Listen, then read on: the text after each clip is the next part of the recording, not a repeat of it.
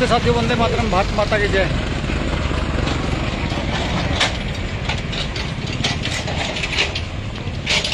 भाई साथियों, जो शाहबाद में जो किसानों पे लाठीचार्ज हुआ था कल, उसको लेकर अभी सभी किसान संगठनों की मीटिंग चली हुई थी पिछले लगभग 2 घंटे से शाहबाद में। और भारतीय किसान संघर्ष समिति की तरफ से राष्ट्रीय प्रवक्ता होने के नाते उस मीटिंग में शामिल रहे। साथियों, पिछले 2 घंटे की मीटिंग में एक बड़ा निर्णय लिया गया है, क्योंकि यहाँ बात सिर्फ लाठीचार्ज की नहीं है। इस किसानी के जो सम्मान को झुकाने की जो कोशिश की है सरकारों ने, एक जो हमारे साथी थे, किसान साथी, लगभग 9 किसान साथियों को 307 के तहत गंभीर धाराओं के तहत जेल भेज दिया गया है। तो अभी सरकार ये मान बैठी है कि जो ये आंदोलन है ये मात्र एक यूनियन का है। ये किसान को गलतफहमी हो गई थी। तो अभी शाहबाद में लगभग 17-18 संगठन के करीब शामिल हुए थे इस मीटिंग में, पूरी मीटिंग में। और जो आज एकता दिखाई सभी संगठनों में, वो लाजवाब थी। मतलब बहुत सभ्य तरीके से, बहुत व्यवहारिक तरीके से बात हुई। थोड़ी सी भी कहा सुनी या थोड़ी सी भी बहस का कहीं विषय नहीं रहा। बहुत धैर्य से सबने बोला, बहुत धैर्य से सबने सुना। और सबने एक बात पे जो बार बार जो जोर दे के बात कही कि जी सरकार को ये दिखाना है कि किसान जो है हरियाणा के, चाहे बाहर के किसान संगठन जो हैं, वो टोटली एक हैं। वो लड़ाई एमएसपी की है।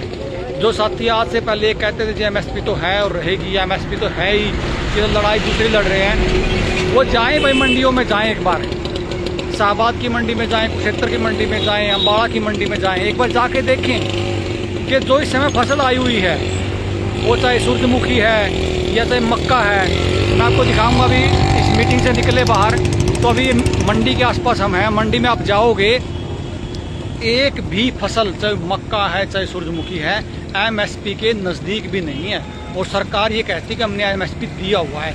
तो साथी मैं निवेदन करूंगा, चाहे वो किसान आंदोलन का पहले विरोधी भी रहा हो ना, एक बार आज आपके पास मौका, आप एक बार मंडियों में जाके जिन फसलों के एमएसपी सरकार ने दिए हुए हैं, एक बार जाके दौरा तो करो।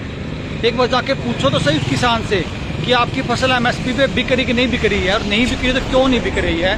पीछे सरसों की खरीद हुई, सरसों का एक दाना भी मतलब मंडियों में जब हम गए तो पता नहीं कितनी कंडीशन जो लगाई हुई थी, कितनी कंडीशन लगा दी कि मतलब संभव ही नहीं रहा कि वो एमएसपी पे बिक जाए। तो साथियों, जो लड़ाई है, अगर ये एमएसपी, पहली बात तो है ही नहीं, लेकिन हर फसल के एमएसपी तोड़े जा रहे हैं, एक भी फसल एमएसपी में नहीं खरीदी जा रही। और आज जो निर्णय लिया गया है शाहबाद में सभी संगठनों तरफ से, सोमवार को एक बड़ी पंचायत का आयोजन पिपली में किया जा रहा है। जैसे उस आंदोलन में सबसे पहले जो शुरुआत पिपली में हुई थी काले कानूनों के खिलाफ, उसी तरह एक बड़ी पंचायत पिपली में सोमवार को, तारीख नरेंद्र जी कितनी तारीख है सोमवार की? सोमवार की है जी 12 तारीख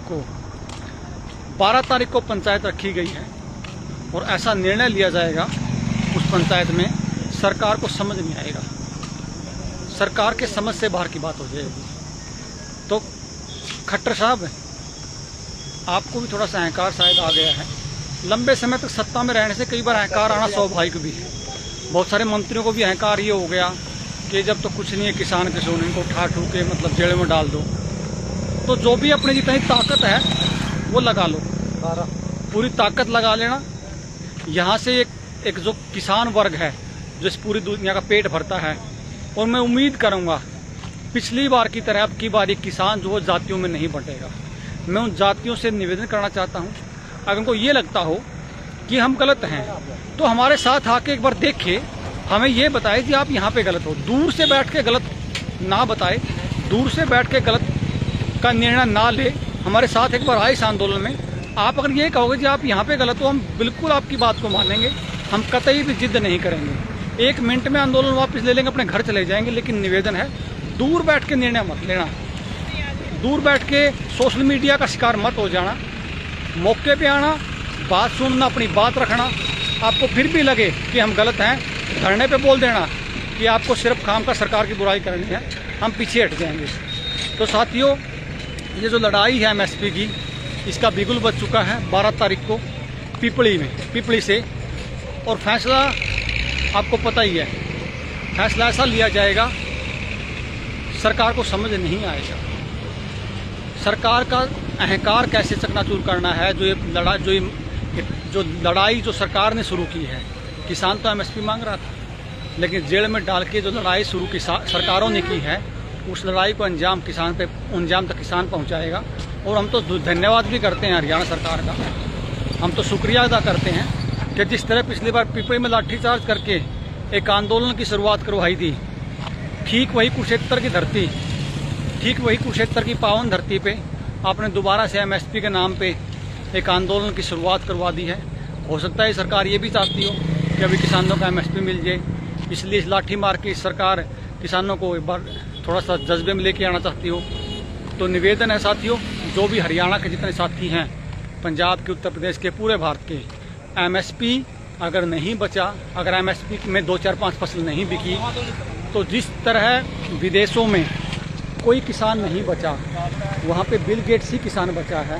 पूरी की पूरी जो ज़मीन है वो बड़े बड़े उद्योगपतियों, बड़े बड़े कॉरपोरेटर ने छीन ली है।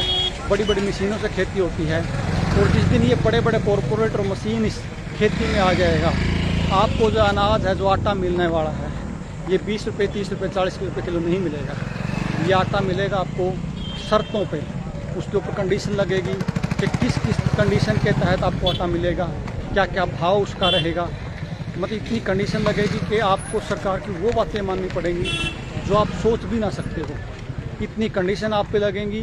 सिर्फ एक ही रास्ता है इस एमएसपी के नाम पे, किस किसान को जो बचाने की आखिरी लड़ाई है, इसमें आप भागीदार हों, भले ही आप किसान ना हो।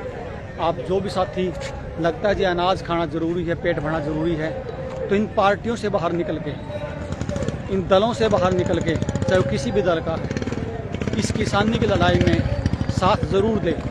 कोई कमी निकाल ले तो धरने पे आके निकाल ले, आंदोलन में आके निकाल ले, दूर से ना निकाल ले। ना कुछ नहीं बताया मैंने, ना बताना भी को नहीं। हाँ पूरे बताऊँगे। वो तो मतलब उस आदमी क्या नहीं बोल रहा था ना, बस वो खड़े हैं बकरी वाले।